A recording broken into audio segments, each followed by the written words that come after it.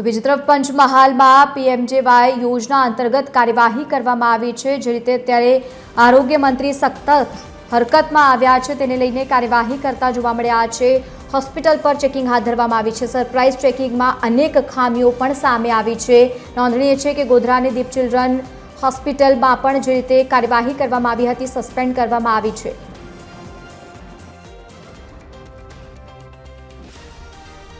राज्य सरकार द्वारा આજરોજ પીએમજેવાય યોજના અંતર્ગત ગેરરીતિ આચરતી હોસ્પિટલો સામે કડક કાર્યવાહી કરવામાં આવી છે। જે અંતર્ગત પંચમહાલ જિલ્લા સ્થિત 2 હોસ્પિટલો સામે કડક કાર્યવાહી કરવામાં આવી છે।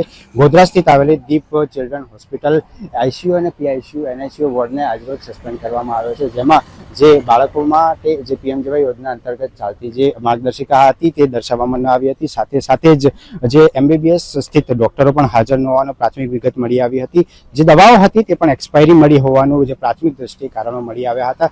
સાથે સાથે કાલોલ સ્થિત આવેલી મા હોસ્પિટલને પણ જે પ્રાથમિક દ્રષ્ટિએ જે નોટિસ ફટકારવામાં આવી છે। આ તમામ જે 2 હોસ્પિટલો છે તેમાં પ્રાથમિક દ્રષ્ટિએ કહી શકાય કે પીએમજેવાય યોજના અંતર્ગત ગેરરીતિ આચરતી હોવાનું સામે આવ્યું હતું। આજે દીપ હોસ્પિટલ છે અગાઉ પણ 1 મહિના અગાઉ પણ જે બાળ તસ્કરીના જેવા ભવ્ય મોટા ગુનામાં પણ તેઓનું નામ સામે આવ્યું હતું। આમ કહી શકાય કે પીએમજેવાય યોજના અંતર્ગત રાજ્ય સરકારે આજે લાલ આંખ કરવામાં આવી છે। તેમાં પંચમહાલ સ્થિત 2 હોસ્પિટલોના નામ સામે આવ્યા છે।